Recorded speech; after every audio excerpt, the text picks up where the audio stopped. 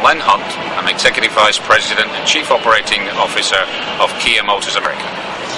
Len, you've broken ground on your first plant in the United States. Tell us about it. Yeah, it's a very, very big deal and part of the opening or the evolving strategy of Kia around the world, really, because a lot of people don't know that 70% at the moment of our production is built in Korea. And as we become a global manufacturer, doubling our volume size over the next 5 years, we have a global strategy of positioning plants around the world. And this year has been very exciting in Slovakia, where we've opened a new plant where they built a seed car for Europe. We've opened an extra plant down in China. And of course, exciting news for us is that we've broken ground on plant in West Point, Georgia, which will be coming on stream producing cars in about 2009.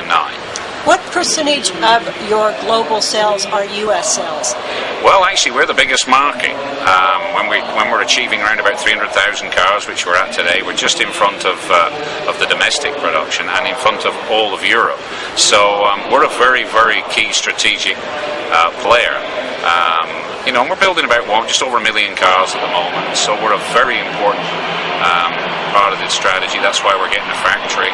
And actually, we've just moved into our new corporate headquarters in Irvine, California, which is okay for the corporate guys, but more importantly, part of that building is a dedicated design studio for Kia in America, which is part of a threesome, really, of design studios, one in Frankfurt, one in Irvine, California, and one in Korea. So it's a very important strategy for us.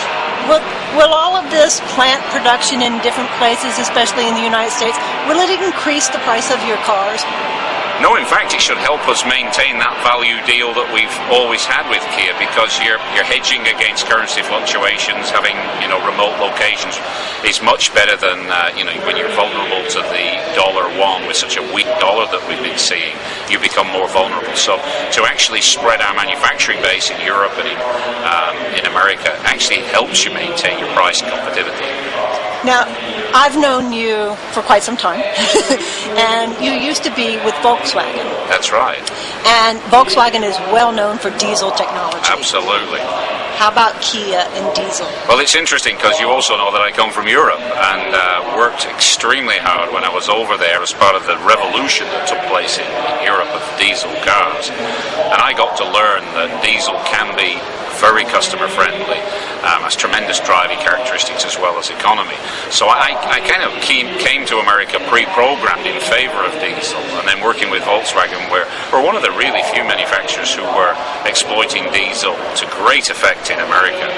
Now, of course, obviously the diesel debate has to involve clean diesel, has to be the Tier 2 Bin 5 regulations, but I, within Kia, push very hard for diesel. I think our brand positioning would be terrific for diesel. And when we look at the characteristics of diesel, those torquey engines, they're just designed for America. And America's gradually coming around to, maybe these new clean diesels with their high torque and their great economy is going to be an alternative to hybrid. And I think the true solution before we ever get to fuel cells will be not just hybrid, but diesel offerings. And I push very hard in Kia for diesel. Are you guys doing anything at all with flex fuel vehicles? I think what we're doing is taking the approach of investigating all avenues. We're looking at hybrid, we're looking at diesel, we're looking at flex. We're looking, I think every manufacturer is, to find out what would fit our profile and our technology and our budgets the best. Well, of those three, diesel, flex fuel, hybrid, which do you think you would bring to market first? That's a difficult question. I know that we're looking at all of them. I wouldn't at this point know which one's kind of leading the race. My favourite would be diesel. But we're talking to the engineers and we're working away at that. The son of Hyundai is the president of Kia. That's right, President E.S. Chung. And how does he feel about alternative fuels with alternative energy? He's very, very interested in it. He was here with us just before Christmas. He comes to visit us a lot in America and takes our input, and he's very well aware of the trends in America and very tuned into the American market. Len Hunt, thank you very much. Thank you very much.